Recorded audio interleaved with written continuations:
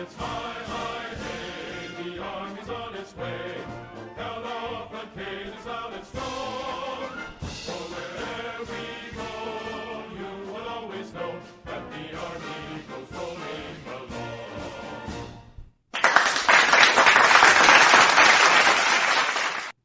Hi, welcome to Pegasus Research, Substack Week in Review, Unscripted number 14 podcast. I am Thomas, the founder of and the author for Pegasus Research. I'm an economist, military historian, and a U.S. Army veteran. If you like my content and want to support my work, please consider becoming a subscriber on Substack or support me on Patreon. The website will be in the description section of this podcast. Okay, so this week I'm actually covering 4 articles instead of the normal 3. The articles this week are the G7 morass, the Ukraine Peace Conference in Switzerland, Russia's nuclear threats, and the West Philippine Sea Newsletter Volume 5. All right, so we're going to start with this week was on June 13th and 15th was the G7 summit in Fasano, Italy. It was the 50th of these summits. That includes like the G8 when Russia was part of it, but now it's the G7. I think Russia got kicked out in 2014, I believe. So it was the 50th G7 summit, sometimes called the G8 summit, depending on what year, but it was 50th, one of them. The summit did cover many topics, but the focused items were the Ukraine war, how to assist Ukraine, imposing sanctions on Russia, and addressing the migration crisis in Europe and climate change issues. For the most part, we'll just focused on mainly the Ukraine war and sanctions against Russia. The summit also invited leaders from the global south, including Argentina, Brazil, and India, to improve relations in a region that is heavily influenced by China and Russia. So again, they're focusing on talking about the Ukraine war and sanctions against Russia. Russia and China are highly influential in the global south, so this was an attempt to start breaking into trying to break that grip of Russia and China on the global south. The summit was marked by political pressure for just about every member of the G7, leading off with President Biden, is facing historically low approval ratings coming up for his November election, or in November for his re-election effort. Sunak in the United Kingdom is facing a loss. He called for elections on July 4th, 2024.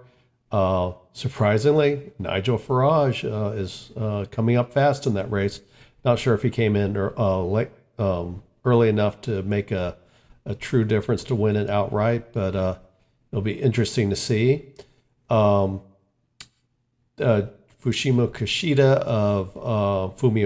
of Japan is weighed down by a scandal in his country.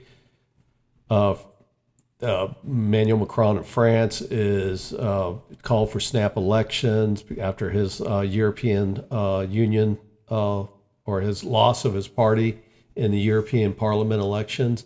Though he didn't call for snap elections, Olaf Scholz of Germany is also weakened by losses from his party in the European parliamentary elections.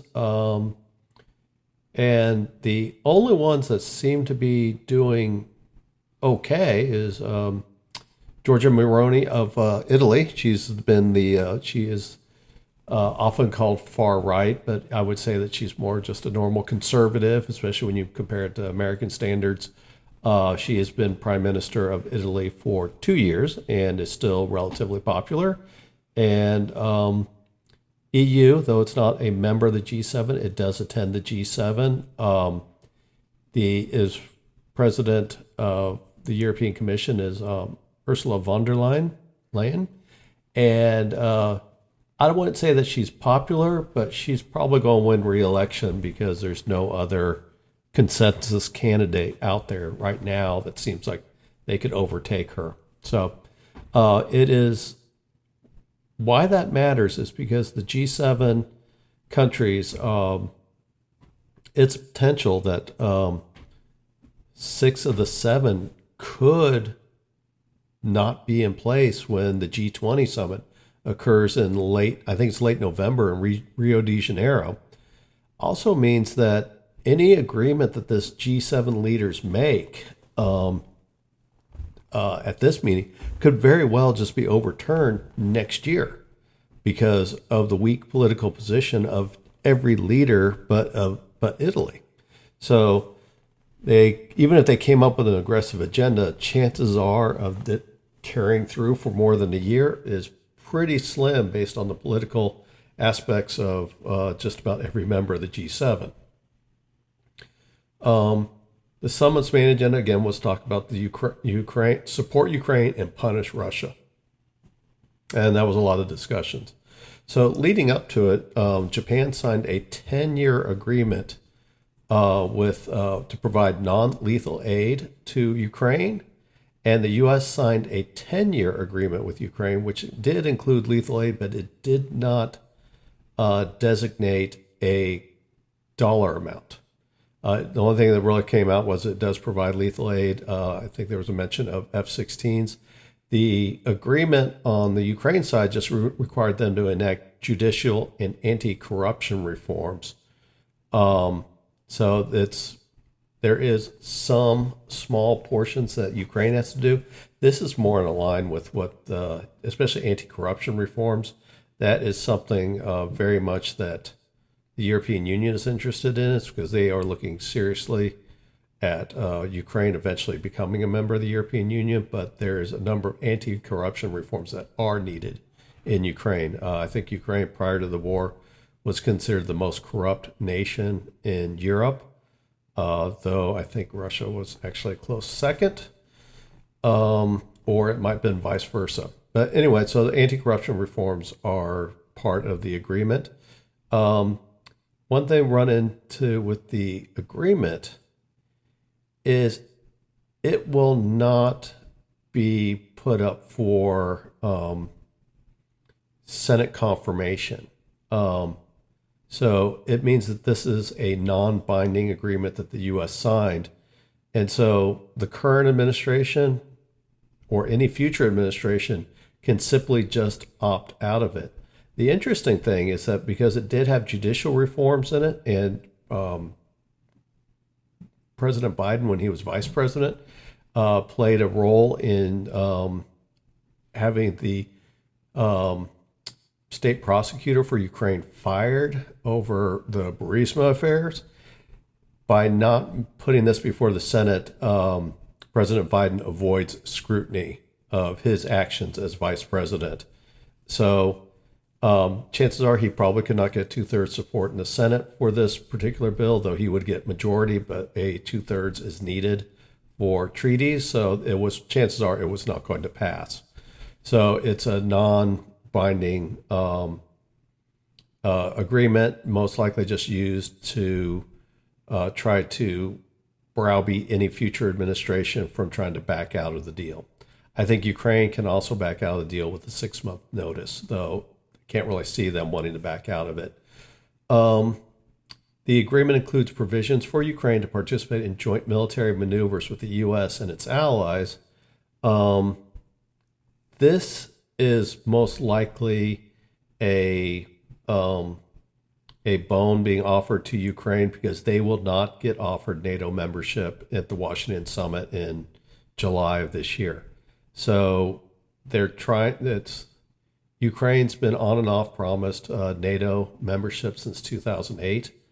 You need unanimous consent from all member states to join NATO.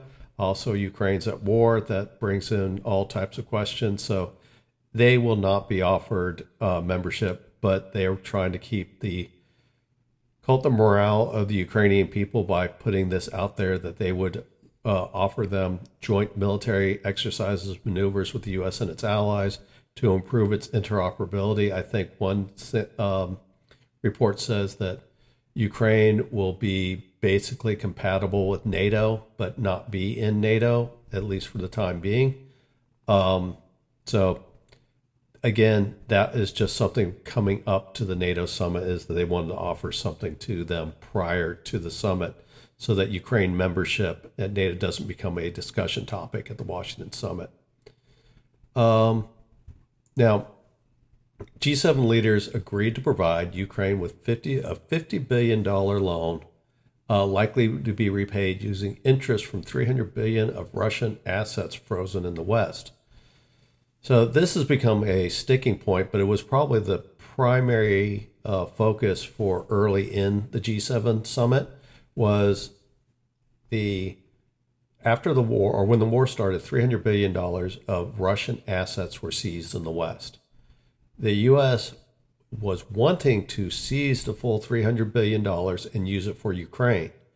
The EU opposed this, the European Union opposed this, because they said that would be illegal and just for seizing assets. So the EU came up with the idea of, can they just use the proceeds from the interest to give to Ukraine? So about $3 billion a year of interest is accrued from this $300 billion. They gave Ukraine a $50 billion loan that is backed by that interest. Chances are the interest is what's going to be used to repay the loan. So this is something, again, that doesn't need unanimous consent because this is being agreed to by the G7 countries. So it will most likely, looks like it's a done deal. The Russians are understandably upset about this and threaten action, but they do not specify exactly what they're going to do. They do have some Western assets, mainly in aircraft in Russia, but it doesn't even approach the $300 billion. So it's unclear what Russia will do in this case or what they can do.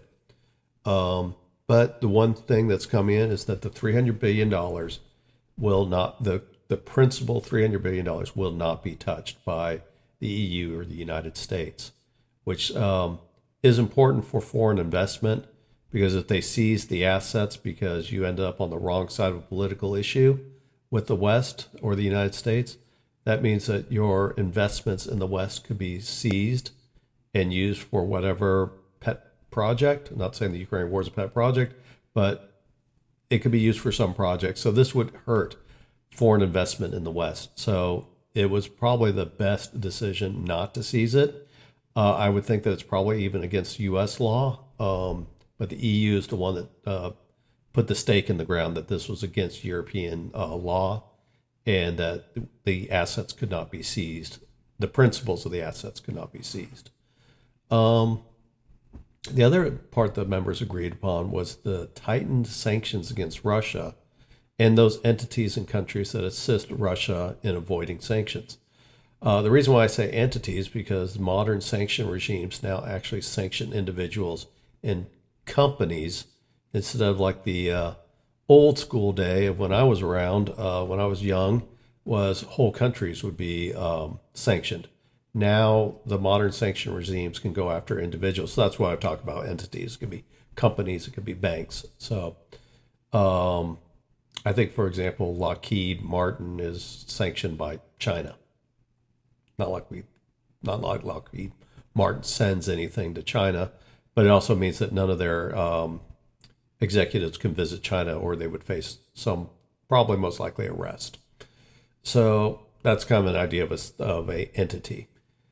So they're looking at tightening the sanctions against Russia and the countries that assist Russia. When they say that, we're probably looking, for the most part, you're looking at China and Iran, North Korea. Not like North Korea would ever listen to a regime or a sanctions request. Iran the same way. So what they can do is kind of unclear, but one thing they're focusing on is China aiding Russia by providing dual-use supplies and equipment. I think they said 70% of machine tools that's been acquired by Russia came from China. These are not weapons, but they could be used to make weapons, has been provided by China. And 90% of microchips that Russia has or received last year came from China. So those are things that are needed for military equipment, mainly missiles and other sophisticated weapon systems. So they're looking at trying to sanction those entities that provide that. Most likely, I think they're focusing on Chinese banks that help facilitate the sales. The other thing they're looking at is third-party sales. This is when, for example, China sells trucks to Kazakhstan, and Kazakhstan sells them to Russia.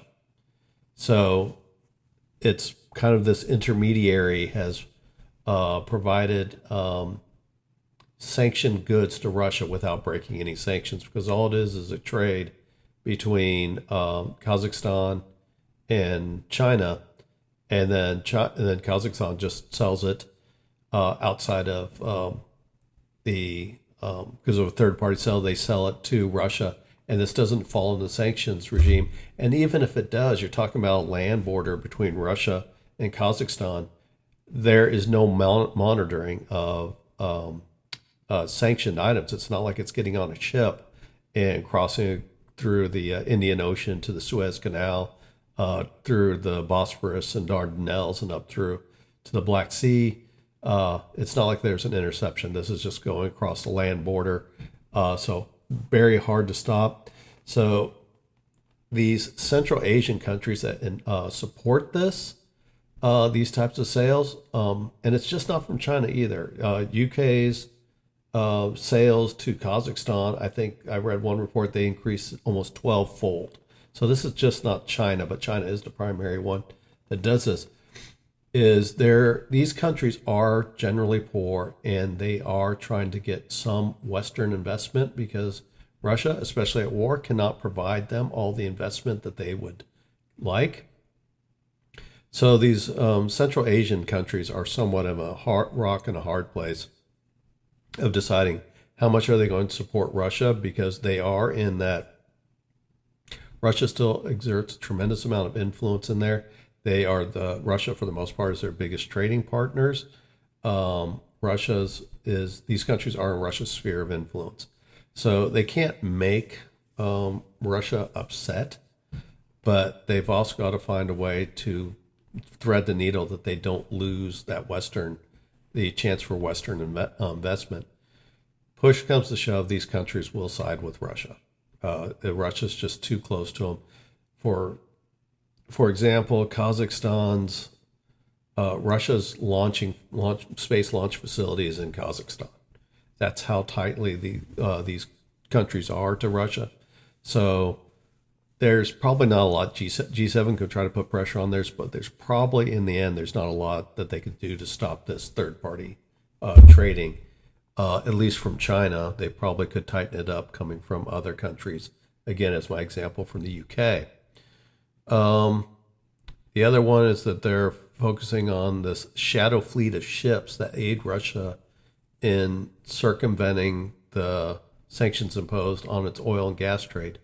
As I said before in previous article, the West was not interested in removing oil and gas from the market, Russian oil and gas from the market. They just wanted to make it inconvenient to the Russians to sell. There's insurance requirements on ships that can carry Russian oil, which makes it more difficult, makes the Russians jump through hoops to find ships that can carry their cargo, and they might be carrying it uninsured. Not 100% sure on that. Also, there's price cap, so Russia cannot sell its oil past a certain price.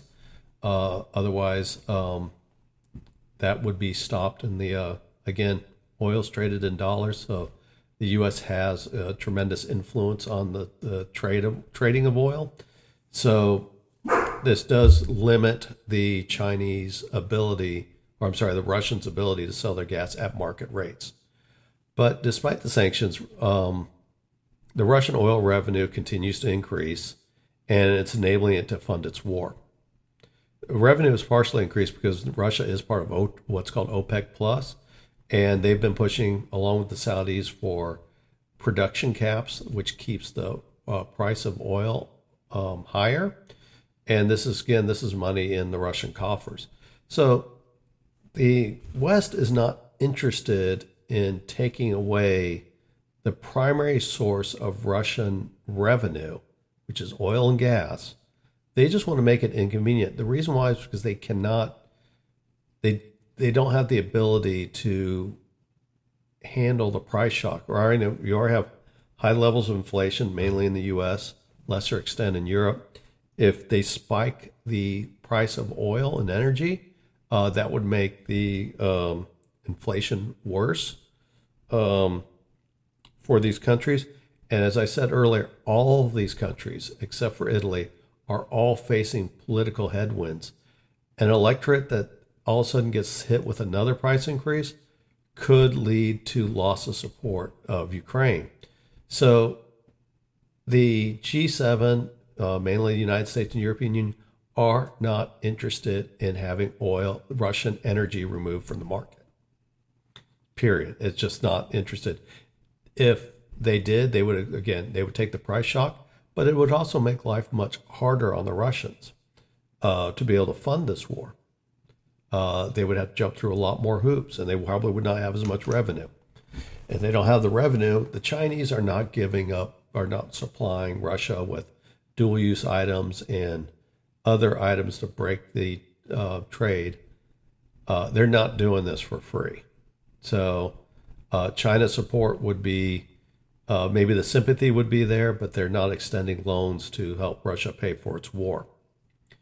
So this is an issue, is that how serious are you wanting to end this war if you're not willing to really act on Russian energy supplies? And they're not. They've clearly showed no interest in it. Again, all the talk about closing up loopholes, it's mainly dual-use equipment and third-party sales, and maybe focusing on that shadow fleet of ships to make it a little bit harder for Russia to put that oil on ships. But for the most part, they're not talking about cutting oil off the market because they don't want to take the price spike, because their economies and their electorate, again, these leaders are unpopular, not because of the Ukraine war, but generally these leaders are unpopular, and this will make them even more unpopular. So they're not willing to risk this. I think the former Speaker of the House in the U.S. in the 1980s, Tip O'Neill, he said, all politics are local, and people can't put the food on the plate. You find all of a sudden they're not really too interested in helping support your political whims if you're the cause of their pain. So the other part is the G7 was inviting world leaders from the global south to have bilateral talks with G7 leaders.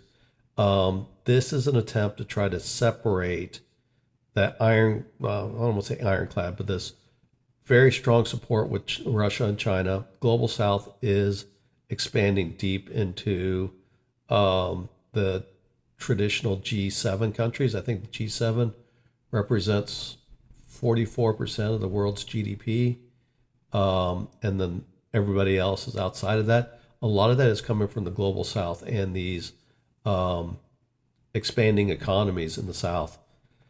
And this is including the BRICS countries, which is Brazil, Russia, India, China, and South Africa. These countries are the founding members, and they operate in the global South. So the G7 is trying to get support for the war and its sanction regime. So it needs to extend talks out to the global South to try to interrupt the influence of China and Russia in these areas, especially India and Brazil. Argentina was interesting that comes because they just elected probably the closest you could ever see to a libertarian to become their president, and he was invited to the G7. So that was kind of interesting because he probably doesn't have anything in common with any of the G7 leaders. Brazil, understandable, largest economy in South America, also going to be the location of the G20 summit in November of this year. And India is the largest populated country in the world and is a named leader through BRICS of the Global South, also a purchaser of Russian oil. So it was understandable that they brought that in. But the Prime Minister of, is it Prime Minister or President? President of Brazil, of India, Modi, has been politically weakened after his elections. So it will be interesting to see how much leeway he has to make any real decisions of whether to side on the more on the trying to stay neutral. Again, India does not like foreign entanglements, so they tend to avoid any type of alliances. But again, they are part of BRICS, but they generally try to stay out of being foreign entanglements. That's why you see India is willing to work with Russia, Israel, the United States, Philippines, China on some issues, but then also fight China, not fight, but disagree with China tooth and nail over other issues like Tibet. So there was no real breakthrough in this, which was kind of expected that you weren't going to get any of these countries to agree. But they did start, the G7 is recognizing the importance, especially as they try to leverage influence to put more pressure on Russia. They have to get into the global south to try to break that grip of the Chinese and the Russians. So despite bold talk and grandiose statements from the leaders of the G7, they cannot escape their political realities. And for the most part, seeing this, they talked a big game. They talked about some of the buzzword issues of sanctions and providing Ukraine. They did offer that they did give Ukraine a $50 billion loan, but it didn't come from the actual countries themselves. This was a loan backed by interest from frozen Russian assets. So no G7 country had to give money to support this $50 billion of loans to Ukraine. So they didn't take any type of bold actions. They talked a big game, but political realities were there, and they could not afford to take any serious action against either Russia for the fear of price shocks in the energy market, and they really didn't want to lose those Chinese markets and potential foreign investments. So for the most part, it was a lot of talk and not a lot of action coming from the G7. And again, it's understandable because they were all in weak political positions coming into the summit. So the next one is the Ukraine Peace Conference in Switzerland. I probably should have explained it more in the paper. The reason why I called it that is more and more articles I read about the peace conference in Switzerland, which I've had a lot of criticism about that, and you'll hear about this in a second, is the Swiss government, or at least the writers in Europe, were trying to distance Switzerland from the peace conference because it was, and we'll talk about it, so there was the organization of the peace conference was absolutely broken. So you start reading in the newspapers, it was the Ukraine Peace Conference in Switzerland. It wasn't the Swiss Ukraine Peace Conference. It wasn't the Switzerland and Ukraine Peace Conference. It was the Ukraine Peace Conference in Switzerland. So the Swiss government and a lot of the supporters in the press were trying to separate Switzerland from this this broken format that they got. They naively agreed to when they agreed to host this peace conference during the before the start of the Davos World Economic Forum in January of this year.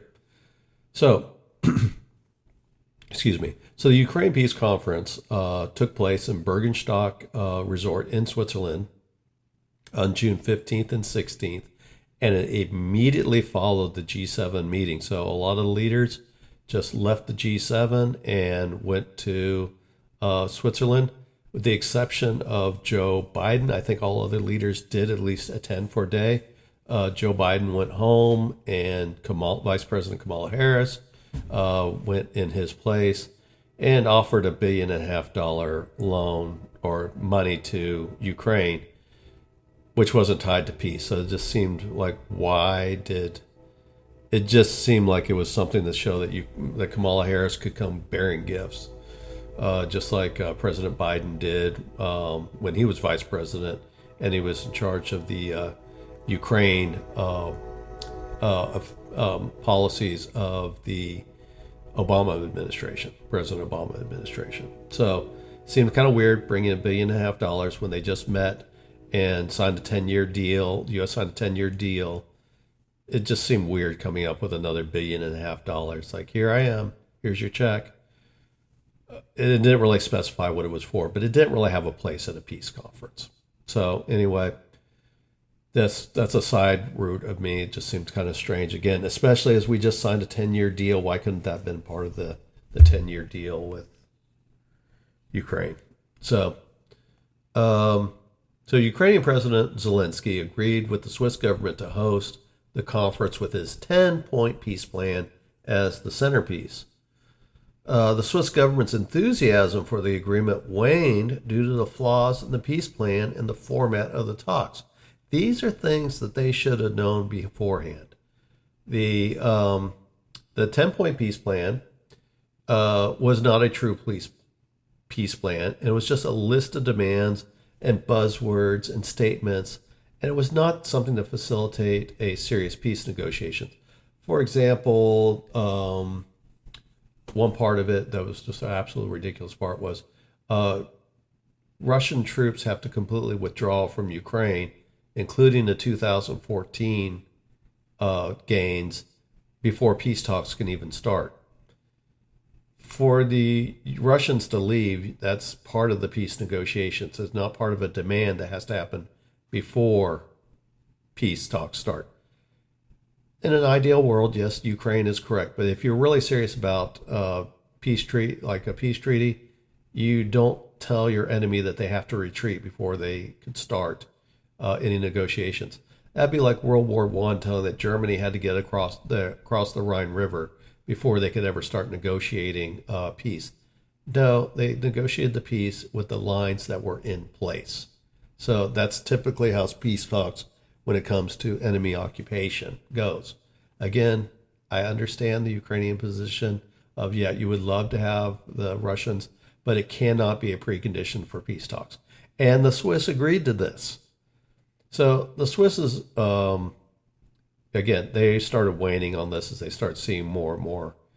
The plan set was unattainable for a country that was partially occupied by Russia. There's many demands of the 10-point peace plan, that's something that Ukrainians couldn't demand because they were unfortunately not able to reject the Russian occupiers.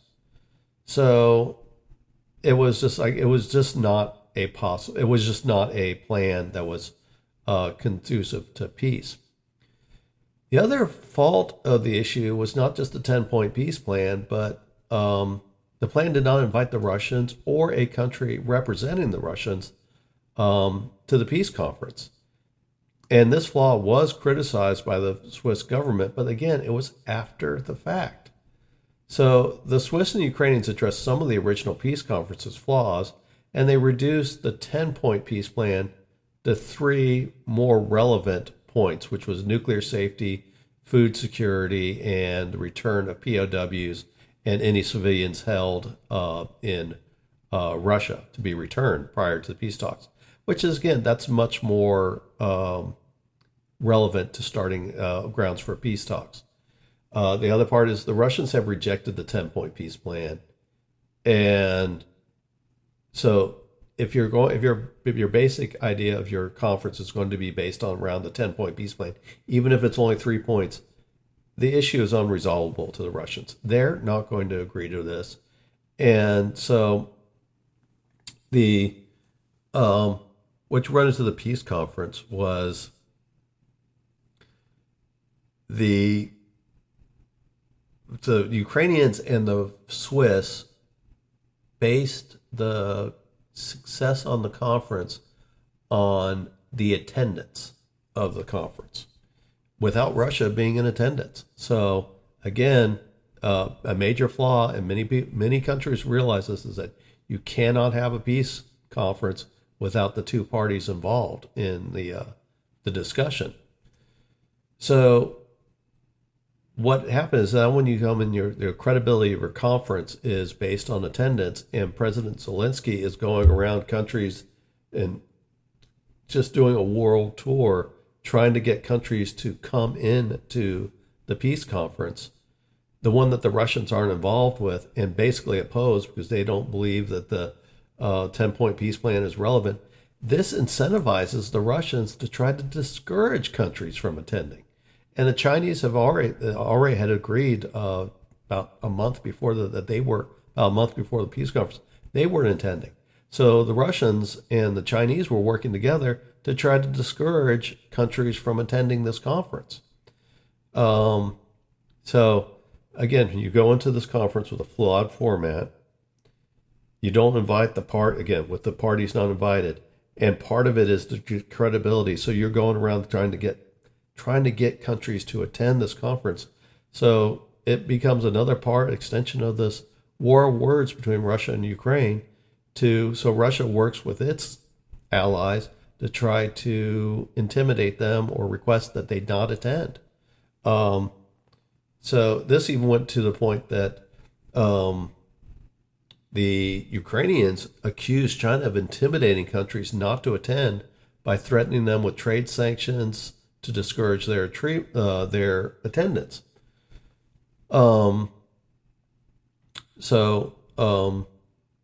As criticism grew, the Swiss and Ukrainians began emphasizing that the summit was an attempt to show international support for Ukraine, and future meetings would include Russia. But the die was cast at this point because all these countries were, Russia and China were working with all these other countries, mainly in the global south, kind of that came up at the G7, was trying to convince them not to send people. And countries that did send, some countries that did attend, sent relatively low-ranking officials, just to not give credibility to the conference, but also not wanting to irritate the Ukrainians and its Western supporters. India is a prime example of that. So the Swiss conference ended up with 90 countries involved, and 160 were offered attendance, but only 90 showed up. And in the end, only 78 countries signed a communique stating that the Ukrainian territory is the key to any peace agreement with Russia. But they didn't specify, does it mean 2014 borders, 2022 borders? Not really. It was a much watered down statement. This is the only way they could get 78 countries to agree. Again, 160 were invited and only 78, less than half, signed the agreement, the communique, at the end of the conference. So the chances are, because the Swiss put their reputation into a flawed conference that came into basically a point of contention between Russia, Switzerland, China and Switzerland, China and Ukraine, that the Swiss format, even though they said they would offer to have future meetings that would include Russia, I believe, in my opinion, is that the Swiss peace conference or the Ukraine peace conference in Switzerland is likely a dead end. Basically due to the insistence on holding the peace conference without Russia and Switzerland agreeing to it. Russia will not view Switzerland, because they did agree to basically the whole Ukraine demand. 10-point peace plan, Russia not included. The Russians are going to view Switzerland, even though they've been a traditional neutral country, they are not going to view them as a neutral platform for any future participation. Now, not to be outdone, the China and Russia pushed for an alternative peace conference which was based on China's 6-point peace plan. It is also unlikely to be successful because Ukrainians have rejected the Chinese peace initiatives.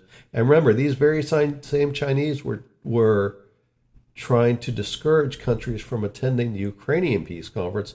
So Ukraine is not going to want to sign on to anything that's coming from China's side. So the China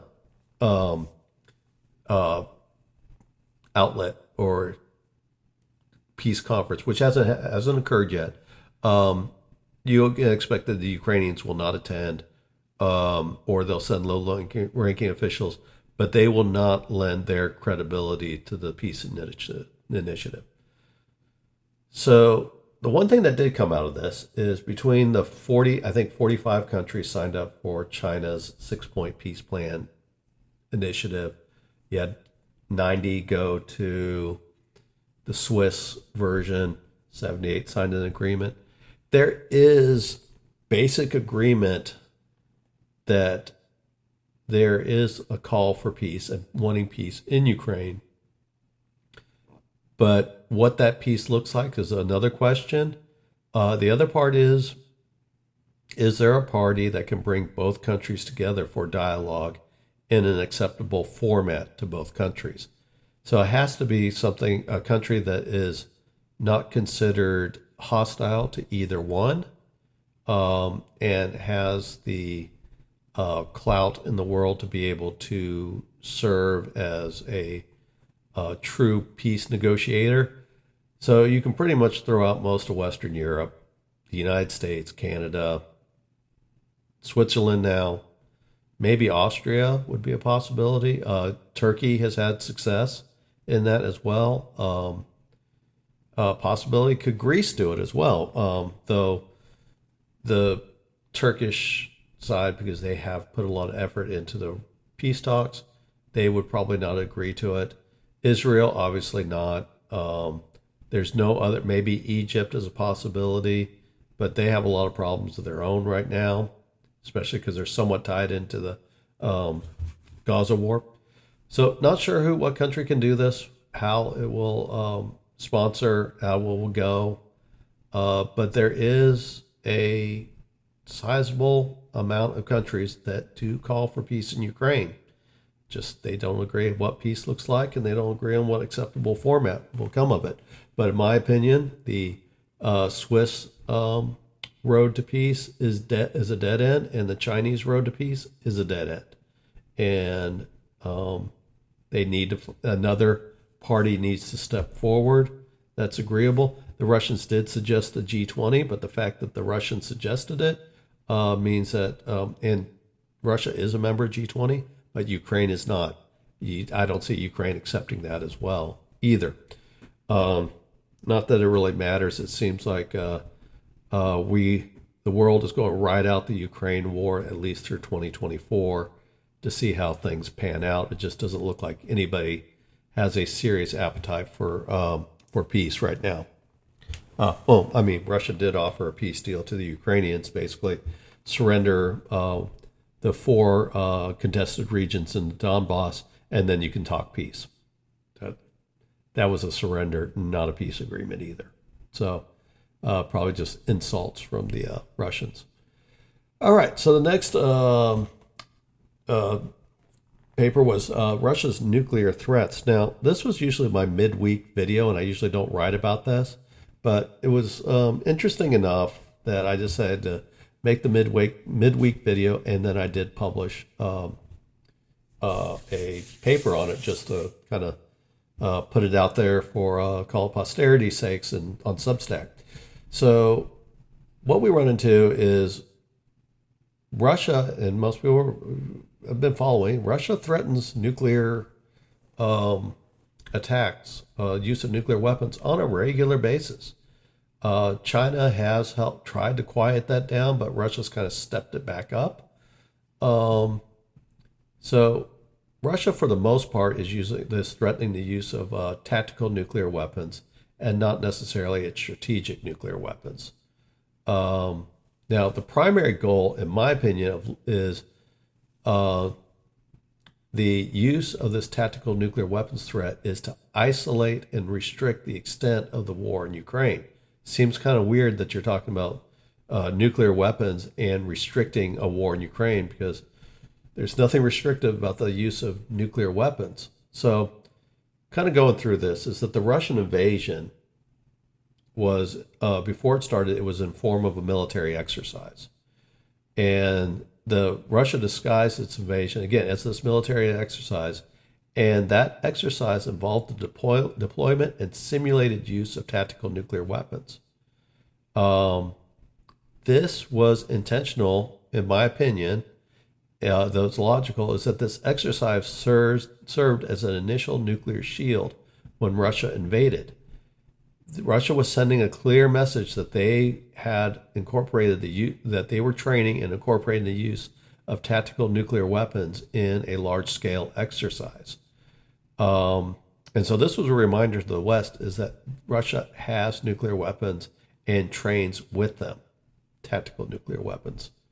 So the Russia's deployment, so the idea was that the West was not going to rush in and support Ukraine, because first off, they probably would not have done that. But the reminder is Russia has nuclear weapons and is training with them. It does have a deterrent effect on things. So it was a moment of pause for the West from intervening too hard, too fast in Ukraine. In March 2022, and this is after the Belarus allowed its territory to be used by Russia in its invasion, and the forces that threatened Kyiv, the Ukrainian capital, mainly came from Belarus. Well, that part of the invasion fell apart fairly rapidly. And so in March 2022, about a month after the invasion had started, and as the Kyiv offensive fell apart, Russia announced the deployment of tactical nuclear weapons to Belarus and trained Belarusian troops in the use of these weapons. So what this did, the purpose of this, is that this deployment provided Belarus with a level of deterrence against Ukraine, in case Ukraine decided to try to invade Belarus for its role in allowing its territory to be used to invade Ukraine. And the three NATO countries of Lithuania, Latvia, and Poland all share a border with Belarus. The deployment of nuclear weapons in Belarus was, again, extending that shield to basically say that NATO countries do not need to be interfering in Belarus for its support in the war.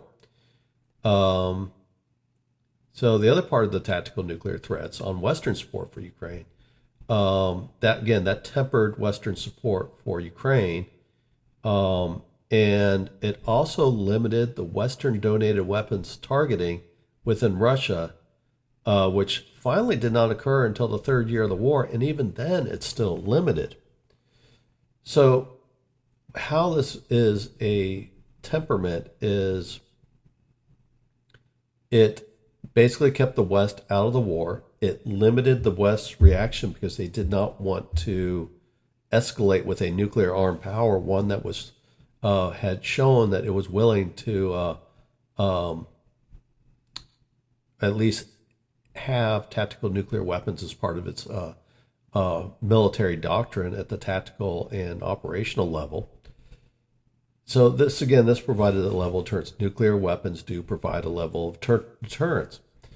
So this tempered Western support, first off, because when you hear the initial war, is we are providing support to Ukraine. Our fight isn't with Russia. We just want to help the Ukrainians defend against an invasion. And they always made this point, this is not a war against Russia. So this was like this temper of like, well, we don't want to sit there and just threaten Russia, a nuclear power. The other thing with the weapons, couldn't target Russia. So what happened is initially you couldn't, it limited Western involvement. Western support was tempered by saying that no, our war isn't with Russia, and also no targeting of targets within Russia. A status quo had been formed. So the use of the deterrent effect of Russia's tactical nuclear weapons and its threats had limited the West from going too hard, too fast in its support of Ukraine. So a status quo was formed. So even when the let's say the West goes from providing just anti-aircraft and anti-tank missiles to providing HIMARS, okay, a limited number of HIMARS were introduced, and they weren't allowed to attack targets in Russia. Well, okay, then it was, it did have devastating effects on the Russian forces, but not enough. It wasn't a game changer. And then something else. Then they add, okay, main battle tanks. Okay, add it. Not a game changer.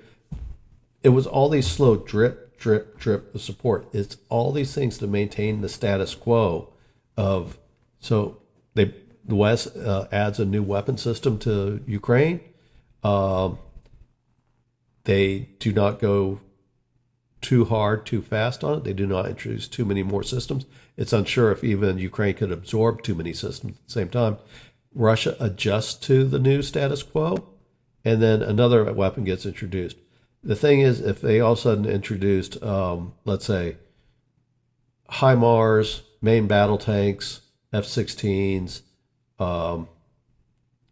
just think about all the other weapon systems that have been introduced, cluster bombs, millions of rounds of artillery shells, and they were allowed to attack targets in Russia. And all this decision was made within a month. That would change the status quo and change the strategic balance, which could, in effect, create a nuclear response, a tactical nuclear response from Russia, because at that point, it's potential that Western support could be an existential threat to Russia. By doing this slowly and trying to, maybe the point is try to convince the Russians to leave, by doing this slowly, they've kept the status quo. Russia can adjust. Okay, you introduce a new weapon. Okay, it has an effect, but Russia adjusts. They are not trying to upset the balance of Russia in Ukraine that would force them to a point of feel that there's an existential threat against them. The use of these tactical nuclear threats is playing a key role in NATO thinking, or NATO member countries thinking. The other thing is that NATO is playing a role in this war. They are not directly involved, but just about every country that's supporting it is a NATO country. NATO is advising. Both Russia and NATO are in unknown territory, as they are both well versed in the use of nuclear deterrence. Russia recognizes that the initial deployment of nuclear weapons in Ukraine, if they decided to launch nuclear weapons, would trigger a significant and devastating NATO response, most likely compelling it to join the war. So, it's kind of that unknown territory. So Russia is using tactical weapons as a threat. NATO is not getting to the point of, because they are following deterrence, they don't want to upset the status quo. But Russia also knows it cannot use nuclear weapons because it will create a devastating NATO response. So both are still wary of each other, and both of them understand each other's deterrence. But if Russia withdrew its tactical nuclear forces, somehow magically just made them all disappear, would that change NATO's thinking on the amount of weapon systems they provide to Ukraine? Yeah, it's a possibility, because again, you would change the balance of power, and all of a sudden NATO support could become an existential threat to Russia. So the question is, why continue the saber rattling if NATO knows that Russia most likely will never use these weapons, but NATO still follows the rules that it doesn't want to push Russia too hard to potentially elicit a nuclear response? Why is the world going through all these saber rattling? For For the most part, it appears that NATO countries appear to be ignoring Russian nuclear threats and are increasing the lethality and rules of engagement of their donated weapons. But the fact is that's at face value. What you're seeing is you're not seeing this rapid deployment of weapons. And even now, you're not seeing authorization to attack Russian targets inside Russia for offensive purposes. And for the most part, they're limited to Russian forces facing off against Kharkiv. So the mindset hasn't really changed. So when I go right here, I look at my notes here. NATO countries appearing to ignore the Russian threats and slowly increasing the lethality. Yes, they are. The point is, they are slowly increasing the lethality. They are slowly changing the rules of engagement of their donated weapons. They are not upsetting the status quo. So NATO is still in that deterrent mindset that they cannot upset the Russians. The Russians use their tactical nuclear threat to prevent the battlefield from widening and consolidate its position in the region. They don't, by extending this shield around their tactical nuclear weapons, they don't have to worry about Belarus being pressured by NATO because they put their nuclear weapons there. Russians put their nuclear weapons there. There is still a fear of Russia escalating, and this has shaped the parameters of Western support. Again, do not upset the status quo. So the nuclear threat is keeping the West from going too hard, too fast in its support of Ukraine. So that's basically the purpose of the threats. Chances are Russia's not going to use the weapons because they know that it would cause a devastating NATO response, even a non-nuclear response, and NATO would definitely join the war if that happened. And NATO knows this, but NATO also knows that if they offer too much support and it becomes an existential threat to Russia, you argue between, I think President Putin of Russia has talked about that the West wants, and it's hyperbolic, but it says the West wants to eliminate Russia as a country. And if the threat from Westerns, either through the West directly, NATO countries directly, or their support of Ukraine, that it becomes an existential threat, then all of a sudden that deterrent effect is gone because either they could respond with nuclear weapons and risk the wrath of NATO countries, or it could do nothing and risk the wrath of NATO countries. At that point, the status quo is gone. It's all about maintaining the deterrent effect is maintaining the status quo. And so that's why you see this drip, drip, drip of Western support. And you see the continued saber rattling of the Russians to remind them of the deterrent effect and isolate the battlefield from the war widening in areas outside of Ukraine. So it's keeping NATO from widening the battlefield. So just an interesting topic, a short topic. It's very interesting getting into nuclear deterrent. It's a 1,000-word article, and there's just books written on nuclear deterrence and nuclear war and nuclear strategy and limited war and strategic war and mutually assured destruction. It's an interesting topic that has decades of military thought on both sides about nuclear strategy. Just an interesting point of view. But basically is deterrence is still in effect, and the threatening of Russia threatening tactical nuclear war, it isolates the battlefield from expanding, and it makes sure the West maintains the status quo of basically just, okay, we'll boil the frog, but that's the best we're going to do. So an interesting topic. I'll probably review it more. It was meant as a short article of probably the primary driver was the bulletins of atomic scientists a very interesting article on that. So, all right. So the next topic is the West Philippine Sea Newsletter, Volume 5.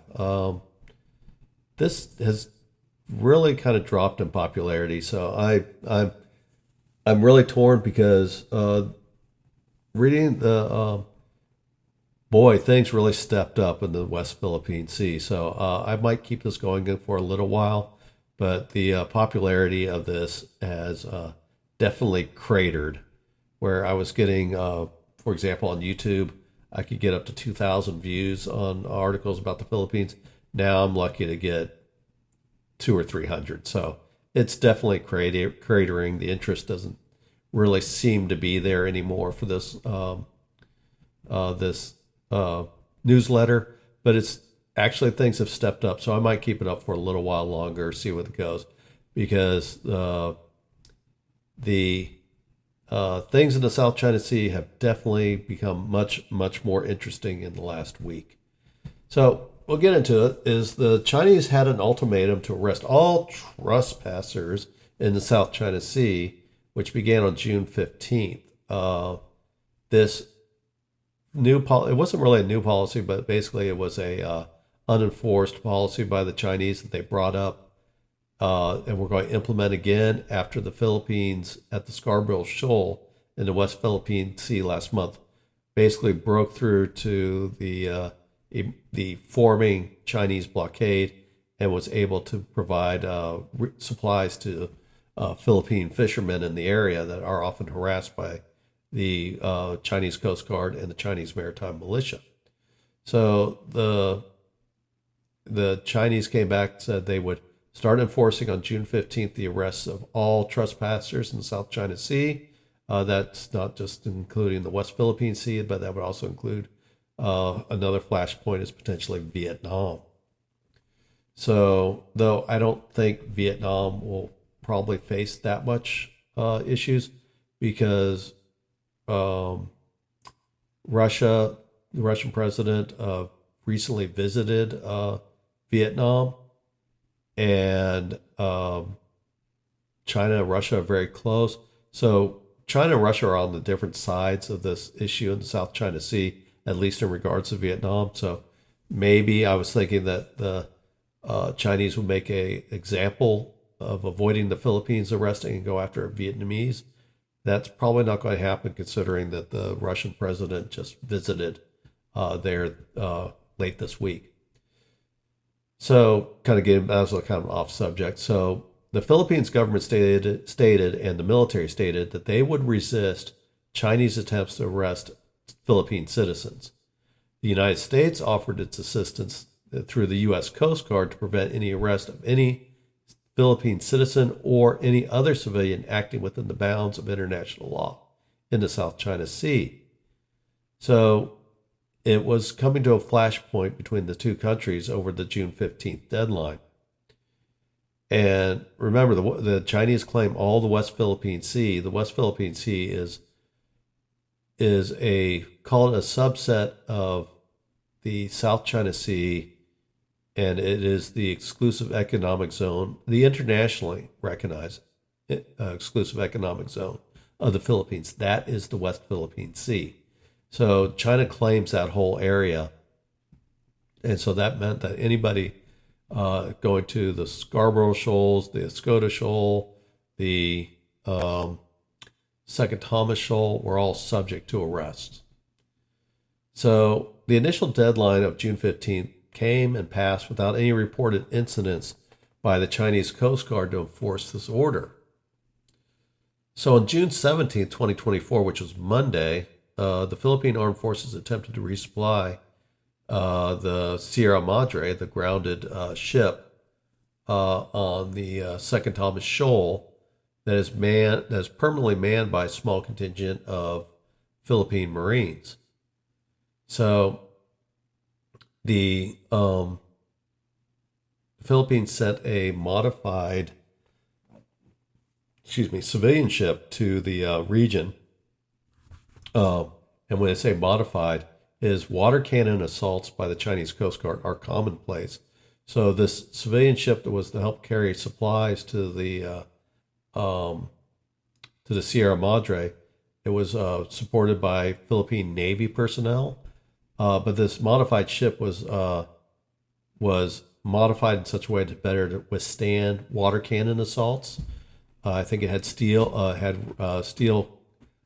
basically called blast covers over the windows, so that the Chinese Coast Guard couldn't blow the windows out and flood the bridge, and some other factors. So this was meant to be purposely reinforced to withstand water cannon assaults.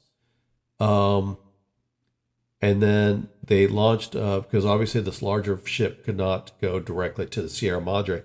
They used smaller, rigid-hulled, inflatable boats from the Philippine Navy to run supplies to the Sierra Madre, which included food, as it turned out, small arms in the form of M16s. So they call them AR-15s, so I'm not sure if they're AR-15s or M16s meant for the Marine outpost on the Sierra Madre. It also included some construction supplies, which is a particularly hot topic for the Chinese because they do not want any repairs to happen to the rusting hull of the Sierra Madre, because eventually that thing will fall apart. It may be years away, could be one good typhoon away from falling apart. The Chinese do not want any construction supplies to help reinforce the Sierra Madre to ever reach the crew of the Sierra Madre. So these small rubber-hulled inflatable boats, rigid-hulled inflatable boats, RHIBs, were from the Philippine side. We're going between the ships, mainly the civilian ship, to the Sierra Madre to drop off supplies. And these small boats were actually confronted by Chinese rigid hull inflatable boats.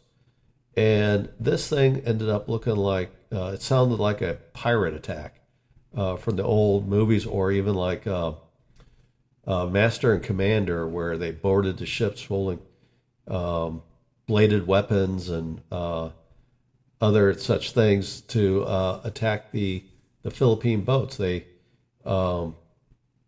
Chinese Coast Guard manning their rigid hull boats attacked the Filipino boats while they're generally immobile, while they're offloading supplies to Sierra Madre. They attacked the crews. The Chinese attacked the Philippine crews with rocks, tear gas. They used sirens to prevent, loud sirens to prevent effective communication between the Chinese boats. They used strobe lights to disorient the crew. And again, they use bladed weapons, axes. They actually have pictures. Because one thing about the Philippines, they are documenting everything. There are so many pictures available of these Chinese pirates of the Chinese Coast Guard using bladed weapons to try to poke holes into the Chinese or the Philippine craft, threatening Philippine crewmen, again, throwing rocks, tear gas. They ended up capturing 2 of the Philippine boats and the crew, and they towed the boats away.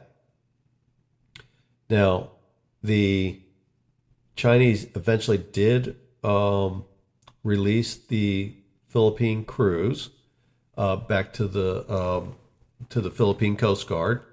The 2 boats that were captured by the Chinese were damaged. The Chinese destroyed the inflatable parts of the craft. They destroyed radio equipment, navigation equipment in both the boats. They ended up injuring 8 Philippine service members, including one who lost their thumb when apparently he was on the rigid hull boat when it was crashed into by the Chinese rigid hull boat. It again took his thumb off. But then the Chinese punctured it. They took all the supplies in the 2 boats that they captured. Again, they did release the crewmen. So one thing interesting about this is here is the Chinese made this claim that they would arrest all trespassers starting on June 15th. They captured these they outnumbered and overpowered the Philippine crew member who were not willing to escalate the situation with the Chinese Coast Guard pirates. So they were unwilling to escalate the issue. So they were subdued by the Chinese, but the Chinese chose not to arrest them. They actually released them back to the Philippine Coast Guard, and now the war of the words are continuing. But when they had the opportunity to make that arrest, to make the point of their June 15th, they chose not to. So obviously that China is not wanting to escalate the point that they're actually taking Chinese or Philippine servicemen back to China to serve 60-day prison sentences.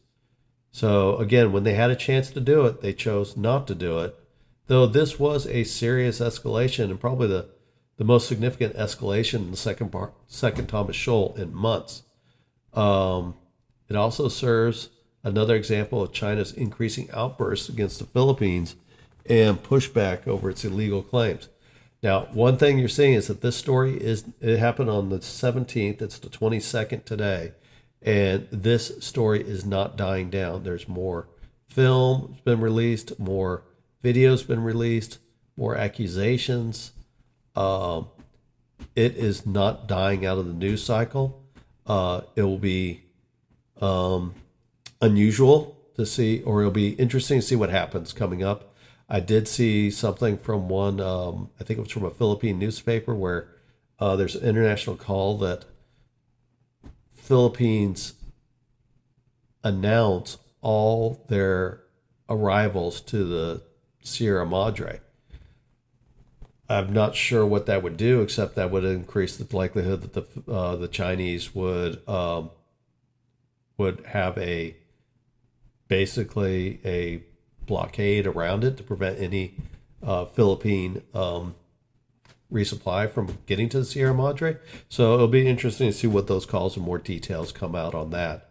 I don't see where that would be in the Philippines' benefit unless it was going to be escorted by a sizable contingent of military force to get the Chinese to back down. But I don't see the purpose of that. So this is where I'm talking about necessarily I don't want to give up starting this on this letter yet, even with the declining popularity, because I think at least for another week, it's going to be interesting to see what happens, because this furor is not dying down.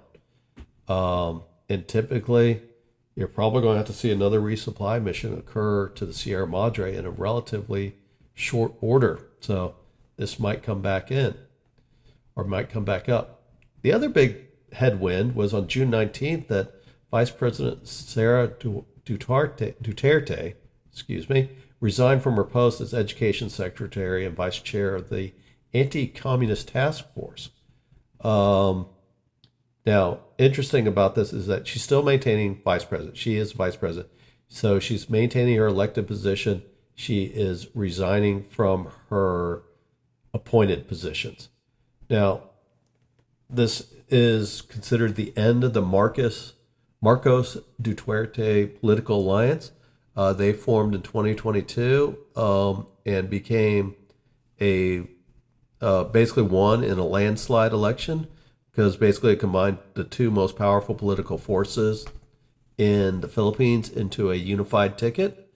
But there has been, as has been going on, there's been more and more between the former president, Duterte, the father of the current vice president, has been trading barbs with the current Philippine president, Marcos. So also it was a matter of eventually Sarah, or Vice President Duterte, eventually wants to become president of her own. So at some point she had to separate herself from Marcos, especially with the rift between Marcos and her father becoming a little bit more vocal. She kind of had to take sides. So the official reason is that it was due to a disagreement with President Marcos over territorial claims in the West Philippine Sea and how they're handling these escalations with China, and the arrest of a religious leader accused of child abuse. Now, again, this alliance was unlikely to last because, again, the vice president's family ties and her own presidential aspirations. At some point, she has to separate herself from the current administration. So it was the other area that I talk about is what happened in the West Philippine Sea is like I guess one other thing about the resignation is one thing you're running into, and we've seen this before with agreements from the prior president being used by China against the current president. So China not being a democratic country of its own, they use these changes in leadership as to create rifts and points to be exploited. So, for example, I think the one with the Chinese admiral, or the gentleman's agreement over the Scarborough Shoal. Actually, they're saying that came from the prior president, and that the current president is ignoring a prior agreement. They're using this as a political wedge in the Philippines. China, will use this split between the vice president and the president for their own political purposes. So they might find ways, China will find ways to try to weaken the Philippine regime or the Philippine presidency of President Marcos, for their own purposes. Not that they really care about the political and democratic processes of the Philippines. They are looking for a wedge issue, and this gives them a wedge issue. Now, I did say in the paper that I would not comment on taking sides of a political debate. I will make points of where wedge issues, but this is a issue for the Philippine people to decide, and not me. I'm not going to weigh in on it. I will just talk about policy and then the interest of what the Chinese will do to try to create a wedge issue and cause disagreements to weaken President Marcos over this break between the vice president and the president. So I'm sure more to come on that, though it's been relatively quiet from the Chinese. Again, the Second Thomas Shoal is definitely taking up all the headlines right now. So the Philippines, what is the start of the Philippines' aggressive actions in the West Philippine Sea? The Philippines, even under the prior president, did claim sovereignty over the West Philippine Sea. They just had a different approach to it. Their President Marcos is much more aggressive, and this started in 2023 when President Marcos was shown photos of the Chinese using military-grade lasers pointed at Philippine ships and crewmen in the West Philippine Sea. President Marcos, at that point, made a decision to release the photos to the international media with an intentional blitz coming to document the aggressive actions. They withheld because they didn't want to aggravate China. They didn't want to create the ire of China.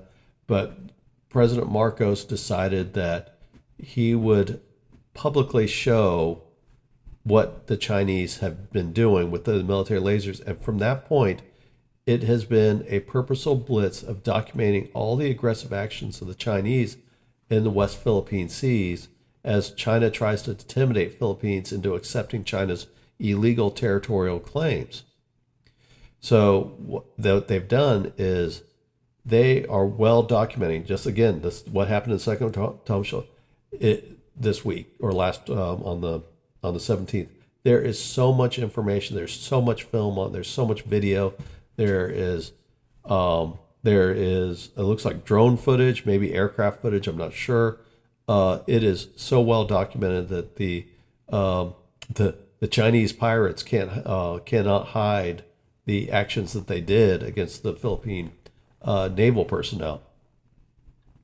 This is part of an intentional document. So when intentional policy. So when President Marcos decided to release these pictures of China using military-grade lasers against Philippine ships, this was the start of an intentional media blitz to document all the aggressive actions of the Chinese.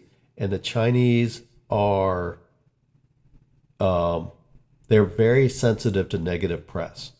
And this embarrassing items to, or these embarrassing reports and pictures and videos of what they're doing is an embarrassment to China, and one that they cannot easily discourage, or if they do, or they can't easily deny, and if they do, they look ridiculous in doing so, because the tale of what's happening is so far against Chinese story that the Chinese foreign ministry looks utterly corrupt in its, which isn't a big surprise, but they look utterly corrupt in making these denials and things that are clearly made to the public of what they are doing in the West Philippine Sea. But the Chinese can't back down either. So they continue to accuse the Philippines of starting these encounters in the West Philippine Sea, and that the Philippines are the aggressors, and the Chinese are just standing up for their rights against the Philippine aggression, when the tale of the video says a completely different story. The Chinese keep up the story because they can't back down on this. Otherwise, they would have to back off on their claims, and they just don't, at this point, look like they're ready to accept that. So the other thing is with coming up with this, that the Philippines can do all this against the Chinese because they do have this strong defense alliance with the United States. And also China has a limited ability to project power against the Philippines because of the distance, the first island chain. I think China did deploy 4 Navy ships close to, I think, Palawan Island this week. They can do that, certainly, but these warships do not have air cover. If the alliance, Philippine-American alliance, Philippine-Japanese alliance, decided to take out those warships, they could certainly do so because, again, there's no air cover to provide those 4 ships. So they can make a show of it, but they can't effectively, China cannot effectively project force against the Philippines. And this is important because China always talks about they don't like bloc politics. They don't want to have foreigners introduced into the region, though China will have a bloc with the Russians, and they will perform exercises with the Russians in the Pacific. So, that's, that their rules, rules for thee, not for me, type situation with China. China likes to make sure that every disagreement is handled on a bilateral basis, where the Chinese can use their military size, their economic strength to intimidate powers into just complying with China's demands, or not even bothering trying to intimidate or gather the ire of China. So they'll just, by default, allow China to have its way in the South China Sea. The Philippines are not doing that. Again, they are in a strong defensive position because of their geography. And as long as Taiwan remains independent, because Taiwan is a country, as long as China does not have control of Taiwan, they are hemmed in by the first island chain, so they cannot project effectively against the Philippines. Also, because the Philippines is acting with a strong alliance with the United States, and Japan, it is much harder, almost impossible for China to intimidate, to use that small country intimidation tactic against the Philippines, because the Philippines is backed by much stronger regional powers that China cannot easily stand against or contest. Certainly cannot intimidate. So it'll be interesting to see what goes on this week with China's reactions to the Duterte resignations, and see what happens in the next round of encounters at any of the shoals, and with that naval force projection around I think it was Palawan Island. So interesting to see. Also, President Marcos said they did say that the actions of the Chinese pirates / Coast Guard was not considered an armed intervention. So that's Philippines is basically, or the loss of the one sailor's thumb, is they're not treating this as an armed clash.